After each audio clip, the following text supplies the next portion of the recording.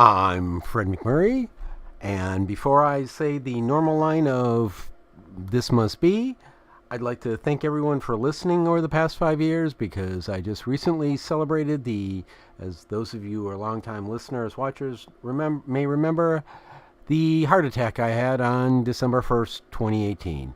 It's with Ray and Kristin and everybody supporting me. We've been able to continue to do the show, and it's just been an awesome thing. All the love and support that I've gotten as I continue living and doing the show. Thanks, and let's get on with the show. Good afternoon and welcome to another episode of Pillars of Franchising. Today, we're going to give you a brief update on the scenario between Crumble Cookie and Dirty Dough. In this episode, you'll see the interview that we held with Bennett Maxwell and the team from Dirty Dough. We're very excited to see that hopefully all these legal battles can now be put behind them. And we'd also like to wish you all a very safe and happy holiday season as we begin the great month of December. Enjoy the show. Good afternoon and welcome to another episode of Pillars of Franchising. My name is Kristin Selmeczy and we are glad to be back after a crazy month of June, traveling on the road, vacations, etc., etc. We hope you all had a nice and safe, happy 4th of July. We've got a great show for you today. As you'll see on your screen, we will be chatting with the CEO of Dirty Dough, Bennett Maxwell. And with me today as co-host is Jerry Akers. Hey, Jerry. Kristin, how are you today? I'm great. Hi, Bennett. Thank you for joining us. Excited to be here. Excellent. And I'll apologize up front because I'm in my lake house and the sun is in the wrong place, so my head is blocking the sun so that we can have a decent picture here. So it's exciting to have Bennett on the show. I've known Bennett for, a year or so now, maybe a year and a half, and we've had some great conversations. Really enjoy hearing about his progress. He's an innovative, hard-charging, entrepreneurial young man, and I think our listeners and the people watching will have a great time hearing his story, Kristin. Excellent. Bennett, can you tell us a little bit about how you got started in the cookie business? Yeah, I kind of stumbled into it. I have a background of door-to-door sales. Ouch.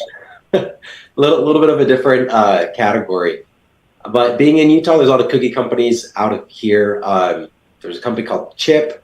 Started these large gourmet cookies. Then a year later, Crumble came along and they started blowing up. So I had a buddy that started Dirty Dough in Arizona out of his apartment. And this was in November of 18.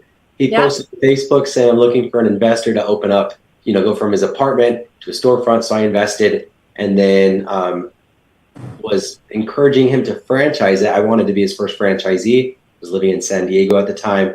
And anyways, Crumble's killing it. I think that started over $3 million. And I'm like, ooh, this is a great market. Let's franchise. And he said, nope, cookies, too much work. Don't want to do this anymore. I'm looking to sell the business. So I thought, what the hell? I'm going to roll the dice and go for it. So that was in January of 2021. So about 2.5 years ago. But yeah, up until I bought the business, I invested 100% passive. And I worked in shaved ice in high school for a summer. Other than that, no food, definitely no franchising experience. Wow. And you just went head first. See, I'm terrified of food because I haven't I was a waitress and that kind of stuff, right?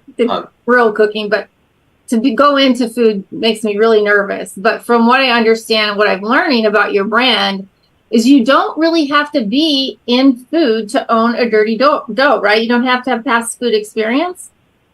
Correct. And that was the whole model, because the Crumble model was, or is, owner operated, So, hey, move out of the state, go find a location, buy your own job. And so when I purchased Dirty Dough, the goal was, hey, if I can run it, and I'm in San Diego running a solar company, and if I can buy this cookie company in Tempe, Arizona, and run it without any food or franchising experience, then that's a pretty good model, right? There's a lot of other people that know how to run a business, but don't know how to make cookies, don't want to learn how to make cookies, and don't want to move to a different state. So how do you simplify everything? And that's what we've been working on, for the last, since 2.5 years. I think we have a very simple, maybe even the most simplistic food franchise model that exists today.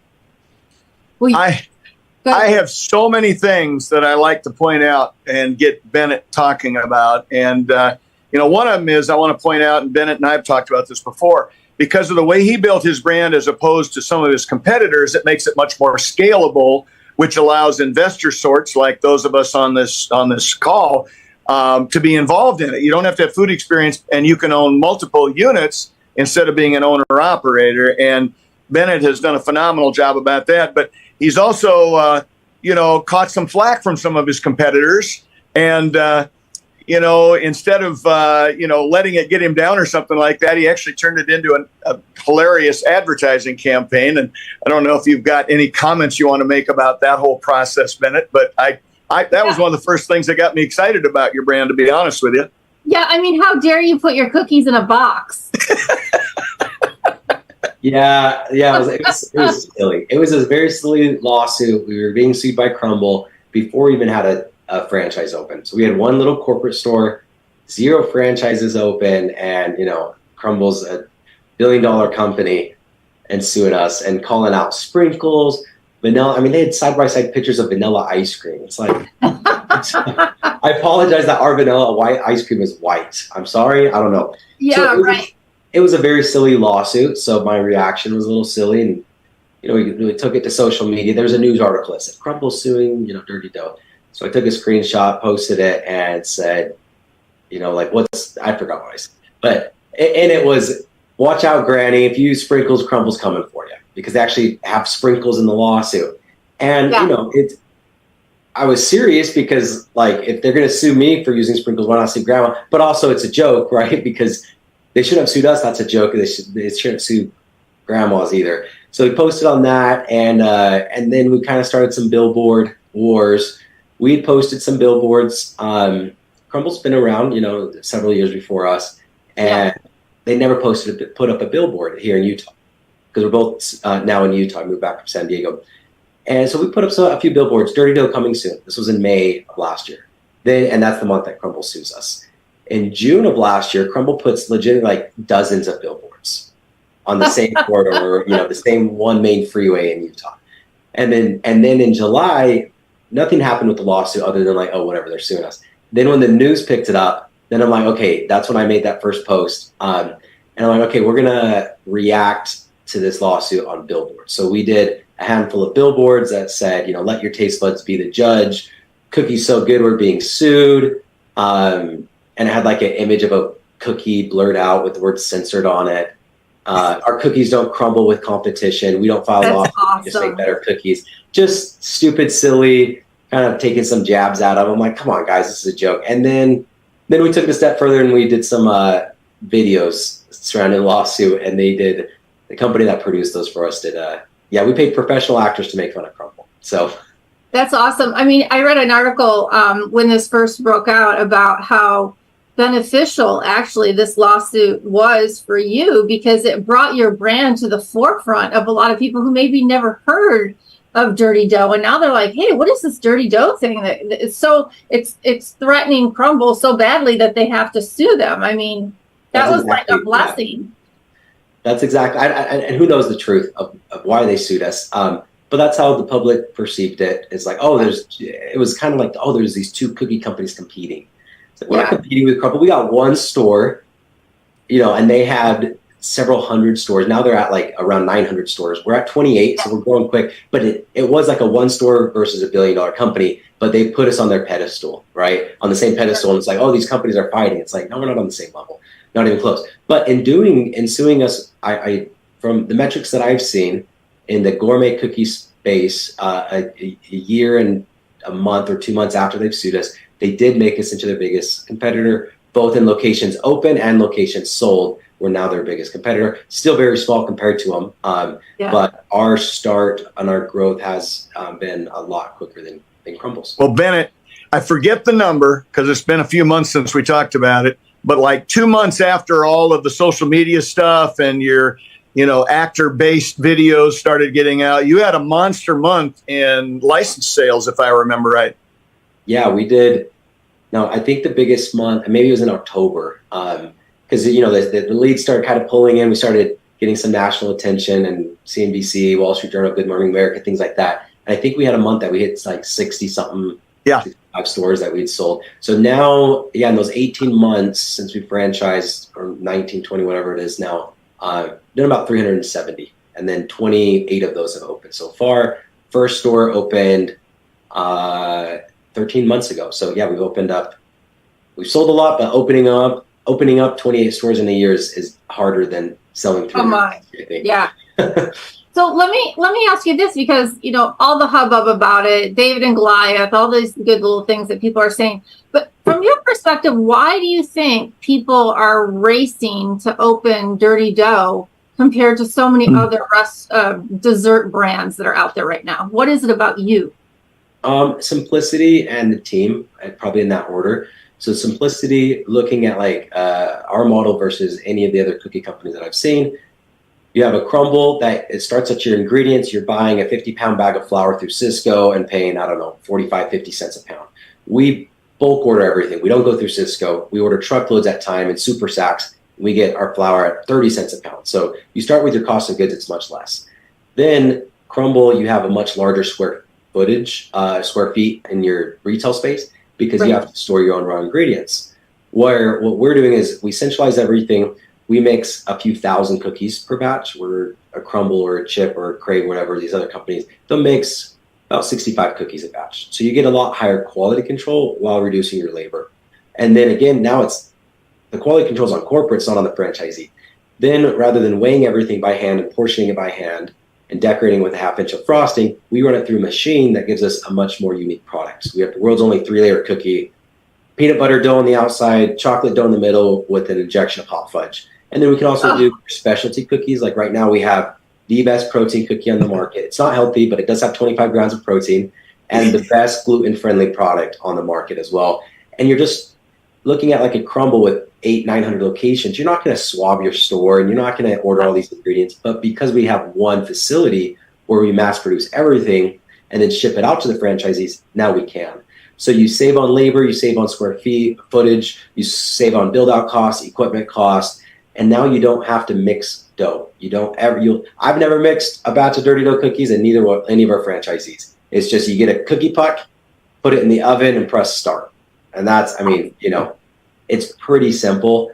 And then the second part of that is the team. Early on, we got some good advisors in the franchise space. One of them owns Property Management Inc., which is the largest property management franchise.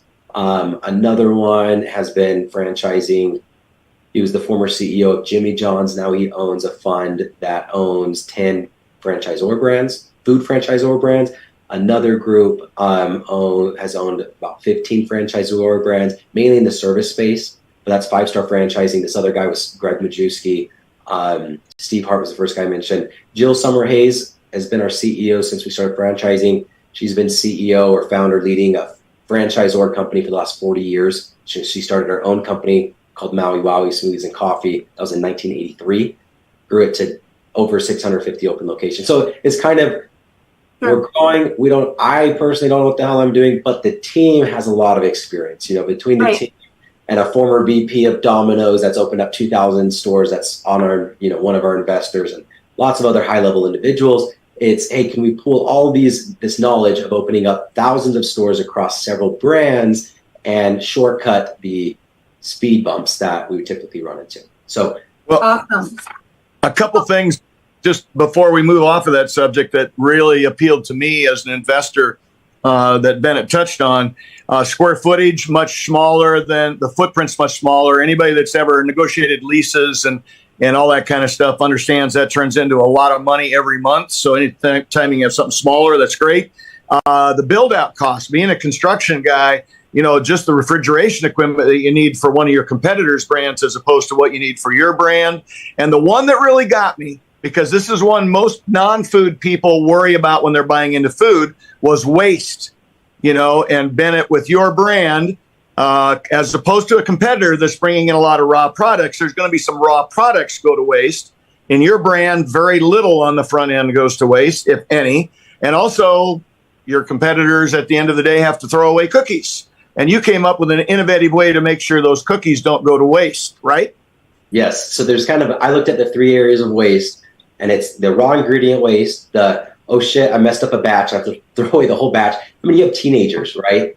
Are you scooping the flour? Are you patting it to make sure there's no air bubbles, but you don't want to compact it too much? Did you mix it too long? Was the butter at 70 degrees or 75? All of that will adjust your cookies. So those first 2 areas of waste have been completely eliminated. The third area of waste was I throw away my cookies at the end of the night. Well, we can repurpose most of them.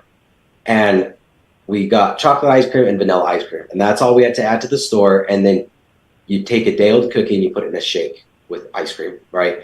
Or we do the dirty scoop product, which is you reheat the cookie, you put it in a cup with 2 scoops of ice cream and 2 toppings. And those toppings are the same ingredients that are already going on top of the cookie anyway.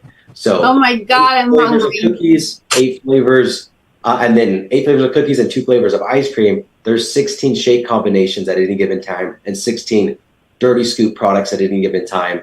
And we only had to add 2 products, and then we're getting rid of waste. So you'll see, like on our ads, especially on Mondays, franchisees are due $2 off of a shake, because you can even sell a shake for half off and still make a margin on it, because you're getting rid of your cookies over the weekend and boosting sales on a Monday, which is typically the lowest day. Oh my God, I'm glad I don't have a dirty dough by me. I would have to go in every day for like 40 days to try all of these different combinations. Well, and another thing from a marketing standpoint, again, I just get really excited about this brand. There are people who don't necessarily want to buy your cookies every day, but a lot of those people love to have a shake or your dirty scoop or whatever on the way home from work or for dessert at home after dinner or something like that. So in my opinion, you've broadened your potential base of customers, and you're going to have people that buy from you twice a day instead of once a day. So it's just brilliant. You say you don't know anything about it, but it's only the details. So I appreciate that.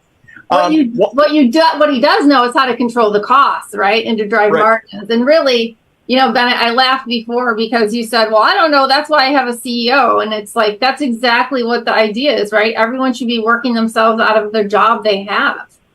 Yep. No, definitely a big believer in that. And not that I'm not going to work, but if I'm responding to a franchisee or in the sales process or something else, I can't go kind of bigger picture and go pursue different activities that we're doing. Getting some, right now we're working on some other projects, getting some celebrities involved, and huge interest there, and getting into event centers like the Raiders Stadium and the Houston Rockets, Dallas Mavericks. And those are kind of the things, because I've freed up my time on the day-to-day, I can kind of go pursue other avenues that are better for the brand. You had me right up to you said Raiders, and then it lost. Hey, Bennett, one thing that I want to touch on, we only got a few more minutes with you here, but the first time I heard you speak, this is something that really resonated with me. I think it means a lot to your franchisees. I think it means a ton to the communities that you're in. Would you talk a little bit about your mental health initiative and how that's implemented and how franchisees are involved in the communities, kind of some of that background? Yeah. After exiting my solar business, I kind of took an inward look on and realized that all the hard work and putting time, relationships, family, health aside to one day have an exit and be happier was all baloney, right? Because you get a dopamine hit and that goes away. So I kind of took a step back and developed my personal mission statement, which is now Dirty Dough's mission statement. And it's all about finding joy and fulfillment despite life's dirtiness for myself and others, right? So, and the despite life's dirtiness is, don't wait to sell your solar company. It has to be had on a daily or weekly basis. You can't wait to have a big exit. So if you want to have joy and fulfillment more often, where does that come from? And it comes from, it's a mindset or a mental health, right? So I really wanted to push that. And then we connected to the product by focusing on the inside of the cookie. Looking at the mental health crisis and the anxiety and the depression, the sadness, it's mostly attributed to expectations versus reality equals your state of being, right? So if your expectations are, I should be traveling because social media, all my friends are traveling, and I only see the good and not the bad. My expectation of my life is only good and not bad. But my reality is I have a low normal life. So that expectation gap is what's causing a lot of anxiety and depression and all that. So how do you bridge that gap? By being more authentic and showing, hey, here's a cookie that has all the goodness packed on the inside. It's not decorated all pretty and perfect, but it doesn't matter because it tastes freaking amazing. So then we developed the tagline, what's on the inside matters most. And before you enter in any of our stores, on the window it says, in touch with our feelings, right? Cookie feelings. And then like on the back of this shirt, life is sweet. And that's the foundation. So one is kind of the messaging. That's the first thing. On life gets messy, and that's okay. That's on one of our boxes, right? All the boxes have something different. And then number 2 was, let's actually create a nonprofit to put our money where our mouth is. And let's go to K through 12 schools, and we're converting old classrooms into mental health wellness centers, calmness rooms, mindfulness rooms, whatever the school decides to call it. But there's 2 purposes of these wellness rooms. So every time we open up a franchise, we then will contact that school district and let them know that there's a grant available, that they can apply.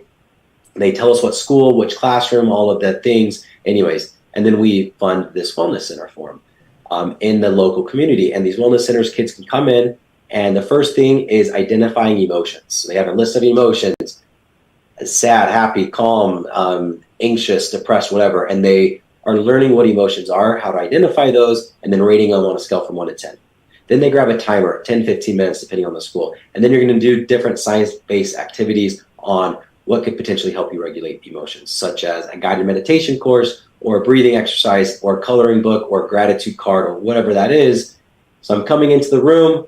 I'm at an anxiety level 7. I choose guided meditation. I leave at an anxiety level 8 because I have ADHD, and guided meditation did not work for me. Next time I come in, I'm going to do a breathing exercise, and that's easier for me to focus on my breath, and I leave an anxiety level 7. Now I've learned how to identify an emotion, as well as what didn't work and what did work for me. So the goal is to open up one of those per franchise per year in the local community. So one is just the general messaging to everybody who comes into the store on, hey, it's okay if life isn't perfect right now, it's not supposed to be. And then 2, actually giving back and educating the youth of America. I think that's awesome, Bennett. Thank you so much. And we just love talking to franchisors who have set up a way for their franchisees to give back and really become a part of the community. I want to congratulate you because this week you guys have 2 new cookies coming out. The 7-layer bar is coming out. My mouth was watering as I'm reading your Instagram, and a raspberry cheesecake cookie. So if any of you are out there, you're near Dirty Dough, I suggest you get right in and taste these delicious cookies. Quickly, I just want to go through what it takes for somebody to become a franchisor. What are you talking for cash? What do they need to have to come up with? How long does it take them to get their money back? Yeah, so I'd say our average store is probably opening up for mid 200s.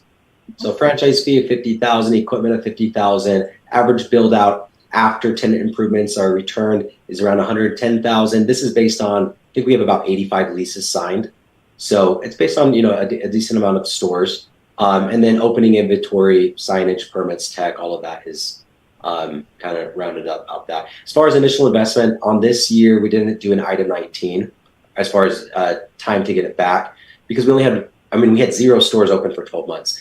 And for me, I think I would rather talk to existing franchisees. So we do group validation calls every single week so people can see in real time and talk with franchisees. I look at an FDD, especially with the economy and the recession that we're headed into, we're already in maybe, and I can see amazing numbers last year, but what are you guys doing today, right? And I think that's just a better way to do it anyway, is talk with existing franchisees, and we have weekly calls with multiple, they can pick who they want to talk to or talk with multiple of them to get that, and that's going to be more updated information on top line revenue, and it's coming from a franchisee, not from us. Very good. And I thank you for that. And just to correct myself, I said, what does it take to be a franchisor? Of course, I meant a franchisee, because a franchisor is a lot more than just that. And I just want to let everybody know that you can find more information on Bennett as well as Dirty Dough at our website at pillarsoffranchising.com. We'll have all of his contact links on there. Bennett, we really appreciate your interview today, and we can't wait to see. I know you've got a busy year ahead of you with more openings probably than you can count on 2 hands. So good luck to you with that, and we look forward to having you on again soon. Thank you. Appreciate you guys having me. Good seeing you, buddy. Likewise, Jerry. Take care. Thank you for joining us on the show today. We hope you enjoyed the episode on Dirty Dough versus Crumble Cookie. And will David or Goliath win this battle? In the end, we still don't really know, except for at this point, they both declare to be winners, and we hope that they both are able to get back on track with focusing on their customer and not on these lawsuits. All of our best to Bennett Maxwell and his team as they are once now out from under the cloud of these lawsuits. And let's hope that everybody can operate on the up and up with no issues or concerns of trade secrets. If you're interested more about the protecting of your brand and why that's so important when you look to invest into a franchise, I would highly recommend reading the book, The E-Myth. I actually have it on Audible right now. I just went through it, and it really gives a lot of perspective on when you buy a brand, why it's so critical to protect it with all your might and make sure that the decisions you make at a franchise level continue to feed into that brand, grow the brand, because that's what really makes your business worth money when you turn around to sell or even pass it down to your family. So I hope you've enjoyed the episode. We wish you all a great day and look forward to seeing you again wherever you get your podcasts. Thank you so much.